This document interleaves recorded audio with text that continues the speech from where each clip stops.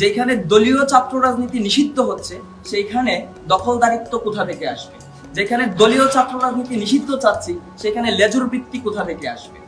এরই সাথে আমরা শিক্ষকদের যে লাল, নীল, সাদা, হলুদ যে রঙের খেলা আমরা এই ক্যাম্পাসে দেখি, যার কারণে আমরা সাধারণ শিক্ষার্থীরা মূলত বৈষম্যের শিকার হয়, এমনকি শিক্ষকদের মধ্যে একটা বৈষম্যের শিকার হয়। এখন আমরা এর বিরুদ্ধে টোটালি অবস্থান করছি। এই জন্য আমরা ধারাবাহিকভাবে ঢাকা বিশ্ববিদ্যালয়ের সাধারণ শিক্ষার্থী যারা আছি আমরা কিছু কর্মসূচি বাস্তবায়ন করেছি, এটা আপনারা ইতিমধ্যে জানেন।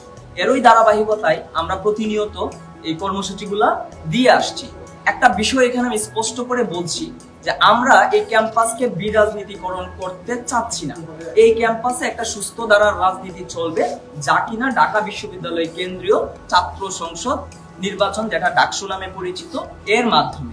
এবং একই সাথে আমি বলছি আমরা কারো রাজনৈতিক অধিকারে হস্তক্ষেপ করছি না। আবার স্পষ্ট করছি, আমরা কারো রাজনৈতিক অধিকারে হস্তক্ষেপ করছি না।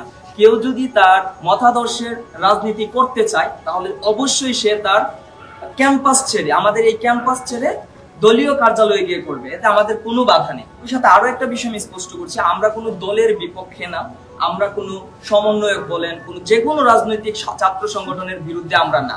আমাদের অবস্থানটা হচ্ছে একটা সিস্টেমের বিরুদ্ধে, যেই সিস্টেম ফ্যাসিবাদ কায়েম করে এই ক্যাম্পাসে।